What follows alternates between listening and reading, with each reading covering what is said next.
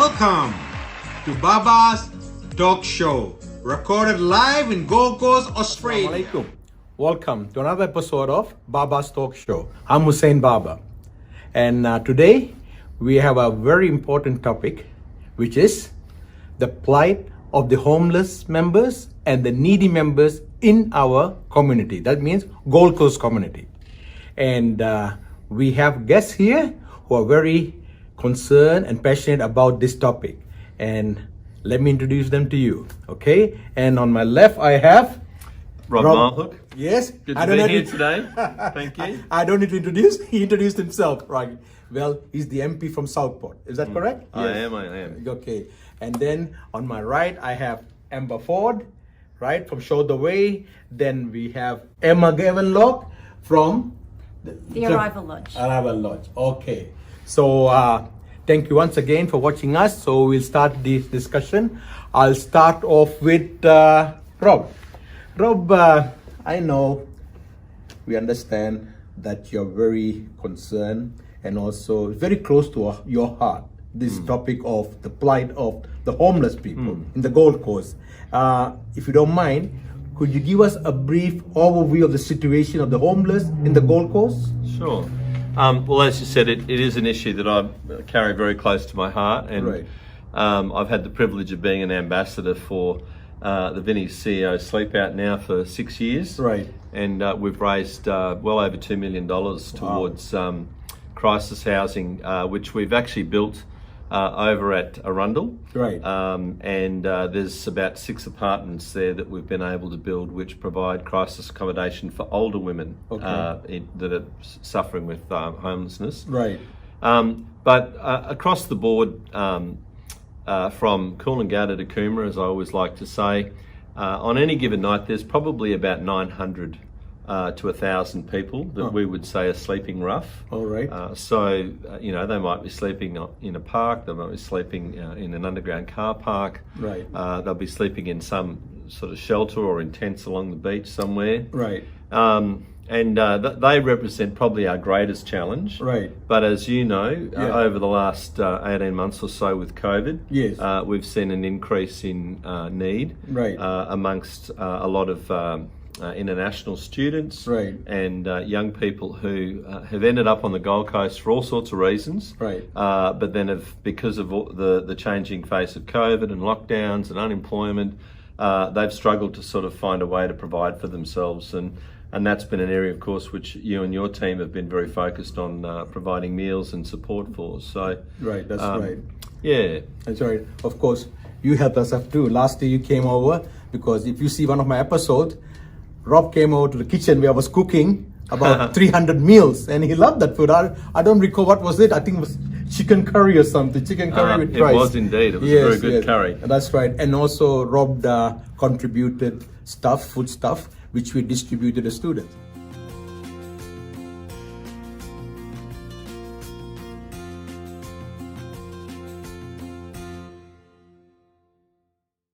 Now, back again with the homeless. This is a question I really want to know. Why there's so many homeless in the Gold Coast? I mean, we're not a poor city. I mean, we are a flourishing city, and yet we have so many homeless. Yeah, and it's a very good question. One of the challenges that we find is that, and I call it paradise syndrome. Okay. So, people come to the Gold Coast, they see it as something of a paradise. Right. They think that that they may have come for a holiday with family, or they've come for some other reason, and they thought, oh gosh, if only I could live here all the time. Right. And then they often run away from all their problems and issues elsewhere. They come here, Right. and then of course they find they're in a situation where they can't get employment, or they can't get continuity of employment, Right. Or they can't find anywhere to live close to where their employment is. Right. And then as a result of some of those issues, you start to see an acceleration of family breakdown, and Right. that's why we end up sometimes sadly with men and women living in their cars, Right. sometimes with children. Right. And generally speaking, if people are genuinely homeless, Right. and they want to be homed or need to be housed, Yes. eventually the system will find a solution. Okay. The people that we typically see sleeping rough, as we say, they're usually people with very complex needs. So some of them are people with significant mental health issues. Right. Some of them are people that have got drug and alcohol problems or addictions. Right. And there really aren't the housing models, and there isn't enough service provision in the city to meet those needs because they're complex. Right. And then a lot of those people, their community is in the park in Southport or in the sand dunes down at Palm Beach or, in the back blocks of Coolangatta. And so they see being accommodated in a little one-bedroom flat somewhere as being restrictive. It disconnects them from their social networks. Right. And because of where they are in terms of their mental and emotional health, they would rather be in that situation than somewhere where they feel quite isolated and cut off. So there are some very complex needs around that, and we're actually, I've pulled a task force of people together. We're working on a solution. We have a model of it in Brisbane that we're hoping to bring to the Gold Coast called Common Ground. Good, very good. And I'm sure our two other guests are very familiar with this situation because they're on the front line dealing with such people. Now, Amber, as you know, my charity organization, Multicultural Social Network, collaborates with you in providing warm meals and foodstuff.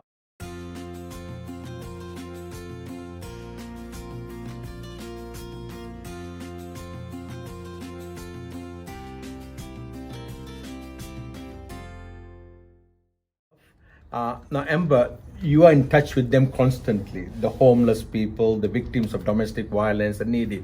Now, what is your view? What is your overview about the situation here? The overview, very much the same as Rob. We're challenged every day. I see people come in, even today. I had a woman with pregnant and another child. She had nowhere to go. So I have been looking for accommodation for her. Yes, there is mental issues. There's a lot of issues around homelessness. It could be, living in cars. It could be sleeping rough, as you say. It could be couch surfing. There's a lot of issues. The main issue that I'm feeling around is the domestic violence. Right. Because of COVID, it has really, really struck our town. I'm sure it has struck the world, but it has struck the Gold Coast, and we are trying to, create a safe path for a lot of victims. It could be men, it could be women, but mainly we are seeing women that are in crisis, that are needing dwellings, that are needing accommodation, and they don't have any accommodation, any safe housing for them. Yes. Amber, some time ago, you mentioned this to me, which I was not aware of, that not all of them get government support or Centrelink support. Correct. So in these cases, so they have to look out for private charities like you. Correct. Right? Now, what is the reason they don't get this support? Okay, exactly what Rob touched on is when they come to the Gold Coast, they think, they can do it, they can make it. Some people do fall through cracks and they just don't come out of the cracks. It could be substance abuse, it could be some sort of mental health, it could be domestic violence, it could be a lot of things, but the main thing is if they don't have a job, if they don't have that support, if they don't have a home, a residential home, they do not get government support. So yes, they will fall through the cracks, and it takes a lot from someone who has mental health, that has something in crisis, that has a lot going on, to get back up from the cracks again. Okay. Now, in number terms, how many are we looking at? I mean, first of all, according to your information, how many are under the category of homelessness in the Gold Coast? Rob is right. There is six. There is about 900 to 1,000 sleeping rough. Okay. But we class 6,000 to 8,000. So 6,000 to 8,000 every night. So you're right in what you're saying, Rob. There is 9,000 to 1,000 sleeping rough, but there could be, another 1,000, 2,000 in cars. There could be another 2,000, 3,000 sleeping on people's couches. So my view from the last, 4 years that I've done it, it's 1 that you see to the 9 that you don't. Okay. That's okay.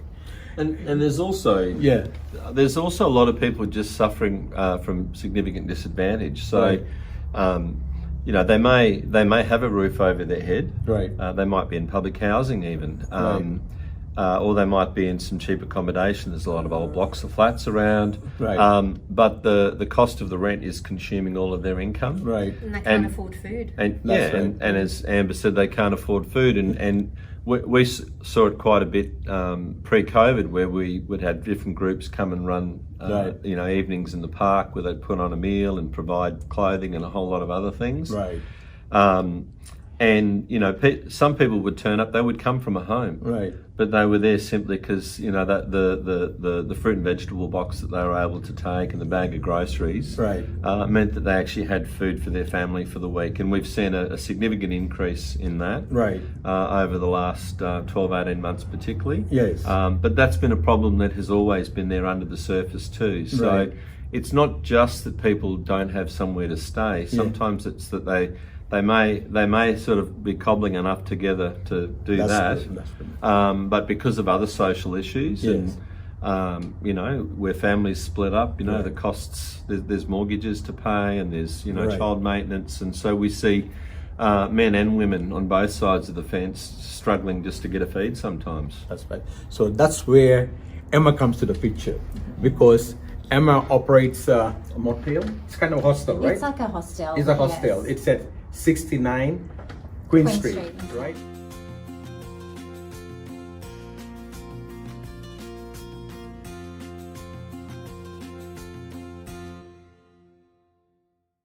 Yeah.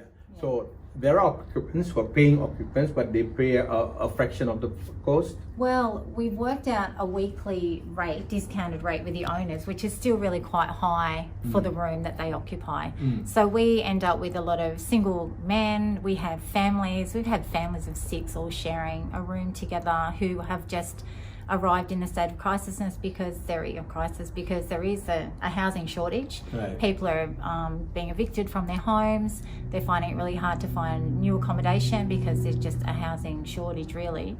So they end up on our doorstep, and we just try and provide the best amount of support that we can. So it takes up a lot if people are on Centrelink. It sort of consumes a lot of their Centrelink money. And then, then we need to feed them as well, which is where Show the Way comes in, and a lot of other sort of organisations help feed people. Yeah, and Emma, I'd like to know, among these occupants, what are their background? Do they have mental issues or drug issues, or what are? Look, there is probably a high percentage of people who do have sort of a level of mental health or disability or some kind of dependency issue.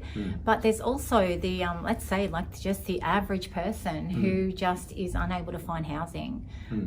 So it's across the board. It's not really, the crisis is not discriminating. Yeah, that's true. I know after they've spent their money on the rents, not much for the food, so there are private organizations who comes and support you. Definitely. Yeah, that's what it is. Now, Rob, you're in the government. Well, at the moment, you're in the opposition. Yeah, right? but Okay. opposition still has an important role Of course, to do, of and course, that's that's to right. keep the government on its toes. Right, so what do you think the government needs to do then? Well, I think the single biggest thing the government could do is actually invest more money in public Right. and affordable housing. Right. And not just the traditional model of, you know, a 2-bedroom house or 3-bedroom house or an apartment, but we need newer, more innovative supported living solutions. Right. So, you know, for young people with significant disabilities, we've seen Young Care develop as a model of care where young people with disability can live in a community. Right. And it's a good model because not only do they have other people with common interest and common need, but it also is a more efficient way to run and provide services. Right. Here in Southport, we've just seen the youth foyer open. Right. So where we had homeless young people or young people that didn't fit into the foster care system, Right. we used to put them into a 4-bedroom rental. Right. With 24-hour care. Right. And there'd be 3 or 4 young people living there, and then there'd be 2 carers 24/7. An incredibly expensive model. Right. And not effective because the kids often didn't want to be there. Right. And so then we were having to deploy police resources to sort of go and find the kids and bring them home. Whereas with the youth foyer, what we've built in Southport is 50 single-bedroom apartments. Right. that will accommodate, there's a few of the guys from the Meta Business or Mob in Southport that's a school of or an academy for young men that have sort of don't fit into the normal education system. Right. There are young people that might have ordinarily been in foster care, but they don't have the family support. Right. But they need to finish high school. Yeah. And they need some. They have the ability to live reasonably independently, but they still need help. Right. And so Youth Foyer provides what we would call wraparound services. So.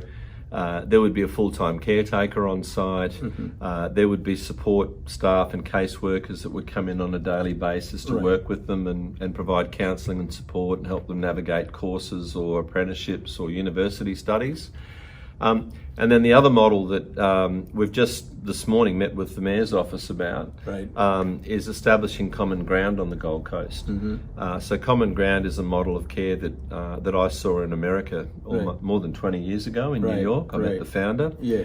And about 10 years ago, as a government, and both sides of politics supported this, so I'll say that up front. We established common ground in South Brisbane. Right. Which is about 160 apartments, and they accommodate a mix of people. So half of them are affordable housing. Right. So they're people that could work but need a bit of help, and they get a job and they work in the local community. They might work in a restaurant, or they might work in a care facility. And then the other half of the tenancy are these long-term disadvantaged people that we've talked about with addictions and mental health issues. Right. Who almost need to be taught how to live in a normal environment and taught how to, and supported to live there. So in that model, there'll be a resident nurse, there'll be a number of full-time carers and caseworkers that live there. There'll be a concierge which provides a level of security and control over the community.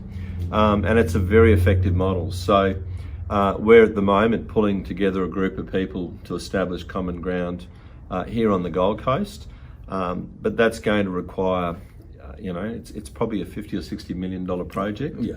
And but it will provide long-term accommodation and stability to those people that are really significantly disadvantaged. Okay, that's a good proposal to start with. Yeah. Let's see how far it can go. Hopefully. Now, Amber, what do you think? What needs to be done from the government side or to alleviate them from this situation, to improve the situation? I know Rob has mentioned from the government, but from you being on the front line, you meet these people and you have some idea what to need to be done. What do you think? Absolutely. With Rob, what he was saying, we definitely need some sort of government assistance with accommodations and dwellings. Right. It can't be what you were saying, it can't be, a house here, a house there. It has to be a whole lot in one, so we can, monitor and help straight away to what they are needing, what they're, needing straight away. Right. Definitely that's number one. We definitely need accommodation. Right. Okay. Yeah. Accommodation is number one. Can I? Yes. Sorry, if I can also just add to that, Hassan, it's an interesting dynamic in Australia. Yes. We have the largest average house size or dwelling size of any country in the world. That's true. So you look at the Gold Coast, we have lots of what they call McMansions. So 4-bedroom house, double garage, a media room or a playroom, 2 living areas, 4 bathrooms or 3 bathrooms. Right. And but we have the lowest average number of people living per dwelling in the world. So the average is about 1.6 people. Right. And the average size of houses and dwellings in Australia is 280 square metres. That's about 60 square metres less than America on average. It's about 80 square metres, larger than America. Dwellings in Canada. Right. And then if you go to Europe, the average dwelling size is about half that. But the occupancy rates are higher. Right. So one of the other things that we need to do in government is We need to look at our planning laws. Right. We need to look at the way we deliver and Right. provide support and accommodation for people. Right. Because we actually have all this latent potential Yes. sitting there. Right. And so I think we also need to look at how we can get people housed. Right. And one of the problems, as an example with the planning scheme, is if you build a granny flat, Right. under the current planning laws, Yes. granny can live there, Yes. but when granny passes on, Right. the only other person you can have live in that would be a family member or a relative. Okay. Technically, you cannot rent that out. Right. And so I think that's something within the planning scheme we need to look at, is we need to sort of say, well, if you've got a Fonzie flat above the garage, or Yes. you've got a granny flat you're not using anymore, Right. there should be a provision Right. within the laws to allow you to rent that out Okay. and provide low cost rental to someone else. Right. The other problem we have is that if you look at some of the regulation and rules around housing provision, Right. we've become very highly legislated, and so there are all sorts of rules now around minimum standards, Right. which, you know, certainly we don't want people living in squalor, but what it's done is it's kind of knocked a lot of that available stock or housing out of the market because it's now deemed not suitable. Right. But, you know, I think about my parents when they moved here in the 50s. Yes. They were migrants. They came up from Melbourne. Yeah. They lived in an old block of flats in Southport, Yes. in a little 2-bedroom flat with 1 bathroom. And there was about 8 other families living in the complex. Okay. And no one saw that as being difficult. In fact, they kind of enjoyed the sense of community they had.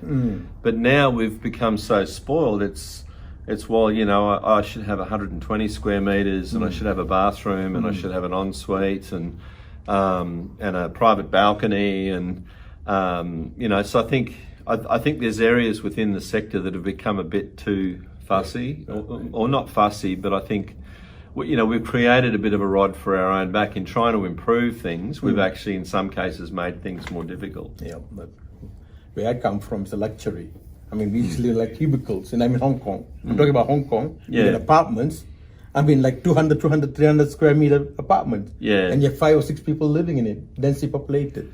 Yeah. So now, Well, Emma, and even a lot of the old 2-story homes, Yes. when they were built, the ceiling heights were maybe 6'8" or something. Right. Well, now technically you wouldn't be able to let out the 2 bedrooms and the little flat that you'd build underneath the house for the kids when they were growing up, Yeah. because it doesn't meet all these standards. But people have lived like that for generations. Oh yes. Oh yes. And so I think there needs to be, from government and from the community, there needs to be a real rethink around, well, how do we get people housed? Right. You know, if an elderly woman in Arundel's got a 4-bedroom home and she's there by herself, Yeah. you know, do we need to change the planning laws so she can split that into 2 and live upstairs and rent downstairs out as a second flat? Well, under the current planning laws, she wouldn't be allowed to do that. Okay. All right. So that's another subject that we're looking into. Now, now Emma, you have this occupant. Now, what is the how long did, in average, how long did they stay in the in your hostel? So some either come and go very quickly, so maybe a month, and then they can find more adequate or suitable accommodation for themselves. But we've had tenants who we've had there for 5 and 6 months, just purely because, well, I think really, interestingly, we provide a good service. So the model you've been talking about, we all live on site, our staff's all on site, so people get a lot of support from us, and then they create a community within the walls of our building. So first and foremost, I think we need to somehow shift the lens on how people see these people. So we often go to parks and we sort of have this label of, you know, they're bums, they're homeless, and there's this really negative connotation, when really these people are part of our community. They're part of where we live. They're the very fabric. And if you can sit down and talk with them, they've all got a story. And really, some of them just happen to be, they've just landed there for some reason and they're alone, they have nothing to hold on to, and like they've got nowhere to live. So they do create their own little communities in the parks and stuff. And what I've sort of witnessed and feel privileged to be part of is the people developing a community within the Arrival Lodge. Right. It's sort of had quite it's got quite a colourful reputation, I might say. But since we've been there, we've kind of, I think we're beginning to kind of start something different for people, which is really nice. So they're in a room, and like you said, people can make a home out of anything. Yes. We go to our rooms and sleep. So the rest of the time, we want to be socialising, we want to eat together, we want to be able to leave the house and have somewhere to come home to that we feel safe doing. So yeah. Thank you, Emma. You see, I personally have visited Emma's place and I've seen those people, I've met the people. They're very interesting, young children as well. When they see the food, they rush towards the food. And so you get all type of people, very colorful people. Now, viewers out there, some of you have seen the video. Now, Emma, if they want to help you, how do they contact you? We'll give you a telephone number to them to contact. Sure, they can contact the Arrival Lodge, really. Okay. Yes. All right, good. And anything else you want to add? We're almost done. What do you like to add? I would just like to add, just thank you for creating the awareness today, because there is so much going on under our nose in our community, and we all need support. That's right. Yeah. And you know where to find her. Watch one of my Multicultural Social Network videos, then you can find her contact details, where she's located. And last word, Rob? I just would say homelessness is everyone's problem. Yes. And, I always say to my kids, you can't help everyone. Yes. But if everybody helped one person, that would make a big difference. That's so, sitting here looking through the lens of this discussion, you go, there's 900 to 1,000 people, or there's 7,000 people. Oh, it's too big, it's too overwhelming. Right. Well, if everybody just reached out to one person. Right. I had a guy that needed somewhere to live that came and I lived with me, and I, rented the room out. Yes. And I'll be honest, he hasn't always been the best payer, and he's had a few issues. Yeah. But 5 years on, he's still living with me. He's great company. Okay. I suspect that had we not done that, he may well have ended up homeless. Right. And now, in the last 2 years, he's had a full-time job. Right. He's reconnected with his family, and he's a great bloke. And I think, if we all just open our hearts a little, and if that's a bit of a stretch for people, well then, you don't have to donate thousands of dollars. Just donate $10 a week or $50 a week, whatever you can afford. That's right. But do something on a regular basis. Right. Because if everyone did that, then the sum of the parts will be phenomenal. That's a valuable piece of information. What we meant, if everybody could do their part in a small way. Like, for example, she provides meals for 150 homeless people on Monday evening at Labrador Park. And we also take part in making meals for her. So we are doing our part, small part. So surely there are people out there who would be able to do the same. And you can contact Rob, or you can contact Emma, or myself. Okay, so let's do something. After all, they are our brothers and sisters in humanity. So we need to show love and be compassionate to each other. Okay, you never know, one day you will end up being one of them. So please think about it. And then let's work together and help our brothers and sisters. Okay. Thank you so much, Rob. Thank you so much, Emma. Emma, thank you so much for coming over. It's a very good discussion. I really enjoyed it. And of course, there are certain topics which we need to have. We need to talk in a separate a talk show about the housing and all. But now the time constraint. Okay. Anyhow, we'll see you next time. Thanks for watching. Assalamu alaikum.